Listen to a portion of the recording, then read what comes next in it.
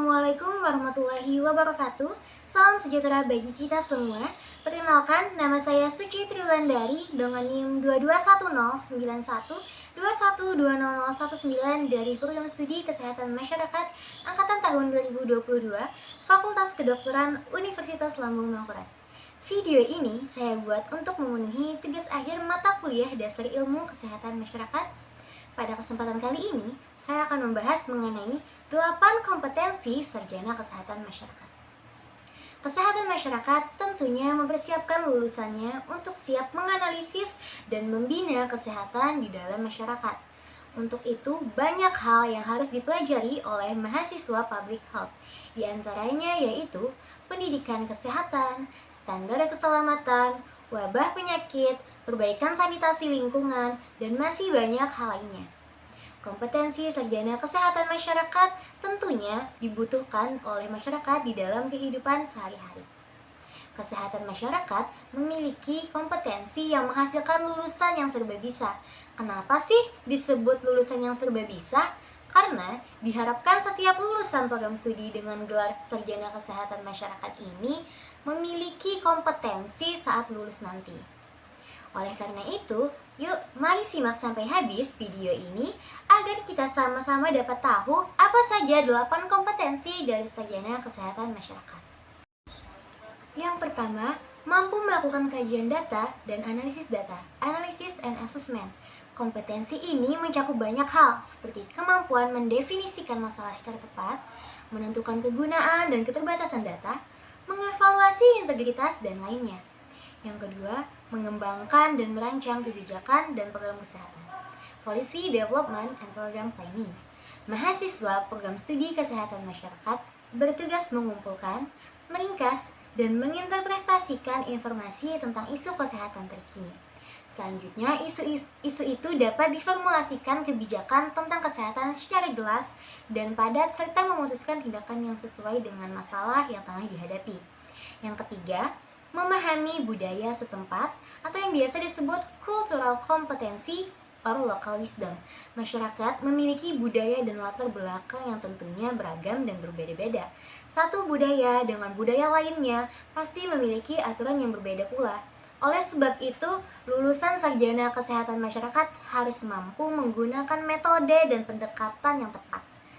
Metode ini bertujuan untuk berinteraksi secara efektif dan profesional dengan orang dari latar belakang yang tentunya berbeda-beda. Yaitu dapat berkomunikasi secara efektif atau communication skill. Pembinaan kesehatan kepada masyarakat menjadi tugas utama sarjana kesehatan masyarakat. Tentunya hal tersebut membutuhkan kemampuan dalam berkomunikasi yang baik dan benar melalui tulisan, lisan, bahkan media lainnya. Mereka harus dapat mempresentasikan informasi secara akurat dan jelas tentang demografi, tentang statistik program kesehatan kepada masyarakat yang tidak tahu. Yang kelima yaitu melaksanakan pemberdayaan masyarakat, community environment. Adanya keberagaman dalam masyarakat menuntut sarjana kesehatan masyarakat bisa mampu menggabungkan berbagai macam strategi untuk berinteraksi dengan orang lain dari latar yang belakang yang berbeda-beda pula. Selain itu, mereka harus bisa menghimpun masukan dari orang lain dari masyarakat sebagai bahan pertimbangan dalam pengembangan kebijakan dan program kesehatan. Yang keenam, memahami ilmu kesehatan masyarakat. Public Health Science Skills. Skill ini juga tak kalah penting, bahkan skill ini sangat penting. Sarjana kesehatan masyarakat harus mampu mendefinisikan, menilai, dan memahami status kesehatan dalam populasi masyarakat, sekaligus dapat berkontribusi terhadap promosi kesehatan dan pencegahan penyakit. Kontribusi itu dapat diwujudkan melalui riset dan observasi langsung.